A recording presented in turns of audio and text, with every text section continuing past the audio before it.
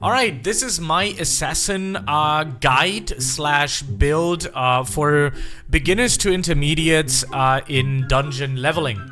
Right, so let's get to it. First of all, I like to give a huge shout out to the community itself. I've been talking to a lot of assassins, I've been building towards it. I know I'm still having the mage hat on there, stuff that I need to do, but this guide is supposed to put you on the right track, the moves that you're supposed to use. I haven't unlocked everything yet, but yeah, I'm doing pretty good damage, and I crit super high, like 300-400 damage, which is a lot.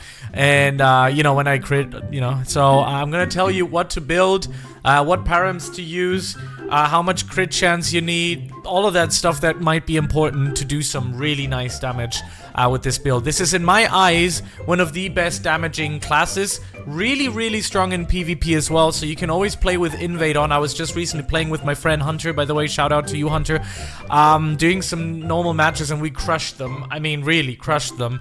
PvP wise, it's super strong. And yeah, let's get into the items, the stuff that now I have the weapon that I'm using is sort of almost an end game build. It's a very powerful weapon that does a lot of damage, and this is something that you have to think about. You need a really powerful weapon to make assassins work really well. Now, everything you see up here, this stuff is all going to be exchanged. I mean, in the end, everything is going to be exchanged, but there's a few things in there that I wanted to talk about. I still am missing out on a few things. Definitely my hat needs to be exchanged, and, you know, my necklace as well. I mean, it's a necklace of dexterity, but in general, it's just not it's not good. But there's a few things that I want to talk about. So let's first talk about the stat points.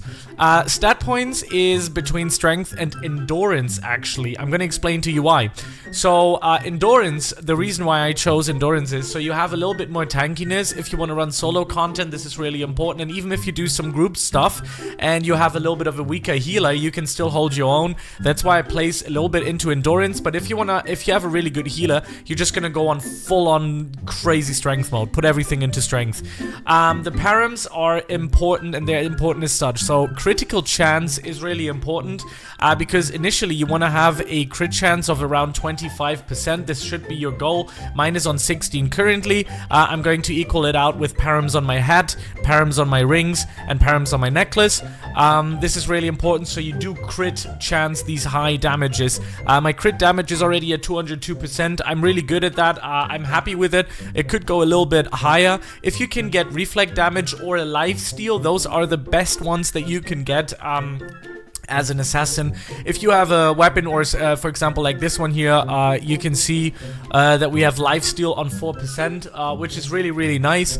You need that. It's really good. If you have it on a bow or a crazy, not on a bow, on a dagger, like a crazy one like this, it's gonna turn this dagger into a mortal. Like, you know, I'm gonna reroll the params on this one very soon, but it's super expensive to do so. So yeah, you know, right now I have physical damage 4% on it, and I'm keeping it because of it. Same goes for the reduced physical damage times 3. So that's pretty strong. That's really strong. Anyways, what else is super important? Again, crit chance is probably going to be your best friend when it comes to, you know, re-rolling your params for your assassin. Get it up to 25%. You will see a huge increase in damage as well. Make sure that your physical defense and the magical defense is up there as well. So you need really good physical defense. Magical defense also, but I think physical is more important because there's some bosses in there that really are hitting hard. So yeah, make sure to get it. Then in the chest, you can see I have armor penetration 8%, physical defense 15, cooldown 1%, which is all really good ones to have. 37 magical defense and physical. Really good as well. So I think I'm gonna hold on to those northern chests for quite some more time. And yeah, really good. Good stuff. This one not so much. I mean, it does have armor penetration. It does have HP regen, which helps me out a little bit. It does have attack speed. If you can get attack speed on it, really good as well. A combination between attack speed and lifesteal is godlike, literally. If you can get 4%, or I mean, like the craziest would be like 8% lifesteal on an assassin, trust me, you're gonna be in for a ride. Yeah, you don't need a healer anymore. You can literally solo everything you want. So that would be insane. On the hat, I have physical damage 5%, HP buff, which is all good. Pure physical damage is something you want on an assassin as well. So It's not bad, but eventually I have to change it for more physical defense and magical defense. The cape I just rerolled. It's from my guild. By the way, I opened up a guild. I'm still recruiting. So if there are people above the level of 15 and you guys are playing actively, then yeah, just hit me up in the comments. Write down your Roblox name and I'll add you. The name will be rbx_Tylarian, and I'll add you. And then I'll add you to the guild if you're interested in it. Necklace of Dexterity is also a must. The params are not that good right now. You have physical damage, HP, and MP buff. I mean, it doesn't hurt to have it on there, but it's also not the best. And with the leather hands, I have MP buff, which is good. Max MP is also very good because you're using MP. You need to justify something so you can get some, you know, MP in general. You need MP. I mean, you can do a lot with Mastery as well, but Mastery stats, which I'm going to talk about in a second, but this is really important. So, there you go. And then, of course, we have the weapon. Take a look at the damage. That's 96 to 105. That's almost endgame level damage in this game. For level 30, this is insane. You can wear this when you're level 20. So that is absolutely astronomical. So strong. Very good. There's some reduced physical damage on it. Cooldown 2%, physical damage 4%, and max MP 15. Not bad. I'm gonna reroll on here soon. So I really want to get some lifesteal on it.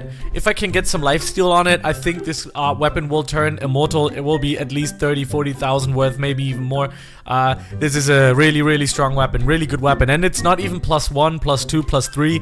I'm gonna do that very soon as well. So really good stuff. Okay, so we have this out of the way. I hope I answered all of the questions that you have had for the assassin when it comes to equipping stuff, also stat pointing, and so to speak. Always make sure this is a life tracker. So if I take off my northern pants, you can see.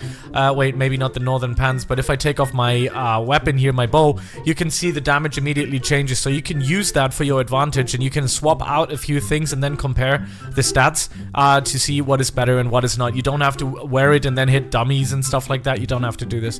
Okay, so here's another thing. The skills and the skill tree and the weapon mastery subclasses are not out yet, as far as I believe. That is when I talk too much, I yawn because my brain doesn't get enough air. That's why I have to sometimes, might be connected to my chronic illness, but I have to sometimes make a little bit of a break and a yawn break. It's weird. Okay, so skill tree. This is the skill tree that I'm currently using. This one is gonna give you some defense, max HP, physical defense. Another max HP goes down to MP regen, really good. If you don't have a good mana regenerator, going for this, you can almost use this on any skill. I mean, on any kind of character out there that you have. There's some most defense stuff that you can go for, but you also need some damage, right? You need the crit chance. This is why I'm going this route here, which means you're going to get some base physical damage, which is just going to make you stronger overall. And then you're going to use the crit chance, get that. Also go over here, crit chance. This would be the next route, going all the way up here for another crit chance ×2, which is really awesome, really powerful as well. And then you can see wherever you're going to go next. Here's another crit chance if you want to go this route. If you want to be a little bit more tanky and get some accuracy in there, you can do that as well.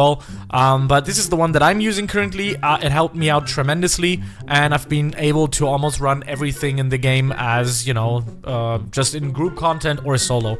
So I've been fine with that. I do notice though that the HP is a little bit lacking. I might need some more defense, but that is also because of my params and the stuff that I'm wearing here. This is still outdated stuff, so I have to kind of work on that and then work myself towards something better.